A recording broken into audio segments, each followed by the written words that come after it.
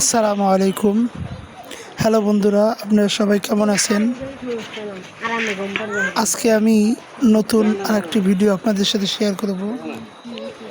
এই ভিডিওতে আপনারা দেখতেই পাচ্ছেন মরিচ গাছের ফটোগ্রাফি আপনাদের সাথে শেয়ার করছি। আমরা সাধারণত সবুজ কালারের মরিচ দেখতে পাই, কিন্তু এই মরিচ গাছটা সম্পূর্ণ কালো। কালো মরিচ গাছ আমরা খুব কমই দেখতে পাই। কালো মরিচগুলো অনেক বেশি ঝাল হয়। এই মরিচ গাছগুলো পাকার পরে এগুলো লাল হয়ে যায়।